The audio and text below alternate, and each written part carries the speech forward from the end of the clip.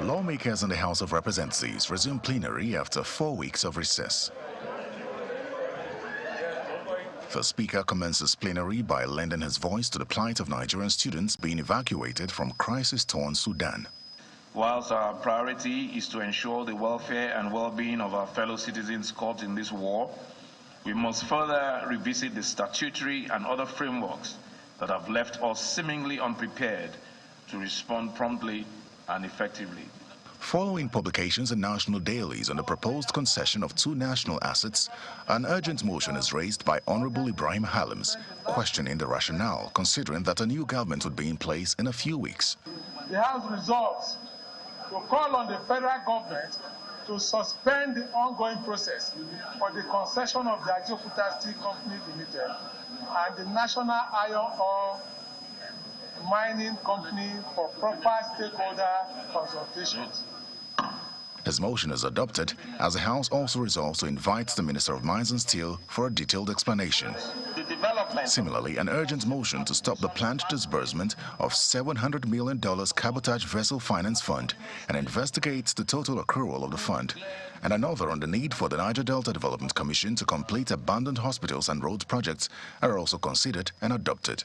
Since the establishment of the Cabotage Vessel Finance Fund in the year 2003, there is no record of any Nigerian citizen or company who have officially benefited from the fund as stated in the Act. Aware that in 2004, the NDDC awarded contracts for the construction of 2 24-bed space standard comprehensive health center, one at Ikorodosium community and the other at Ikorodombank community. Worried that despite the contract review, the projects are yet to be completed and put into use due to the non-release of funds by the NDDC. Meanwhile, with 3 days to the sentencing of Senator Ike Ekweremadu in the United Kingdom, after he was convicted along with his wife for organ harvesting, the deputy minority leader in a broken voice urges the House to appeal to the government of the United Kingdom to temper justice with mercy. My honorable colleagues, bring the full weight of this parliament, formally, informally, and ask the British government to remember,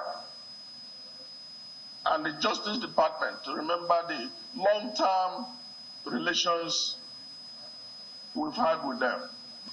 I'm going to use the opportunity to speak directly to the Crown and the British courts and judicial system,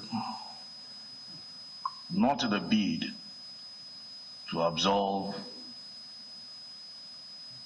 our former Senate President for any offenses he may have committed, but to plead for clemency. Former Deputy President of the Nigerian Senate, Ike Ekweremadu, his wife and a doctor were convicted of organ trafficking by the Old Bailey Court in London, United Kingdom on the 23rd of March 2023, which scheduled their sentencing for the 5th of May 2023.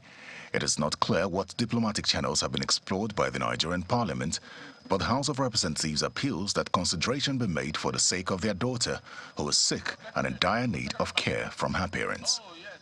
Terry Ikumi, Channels Television News.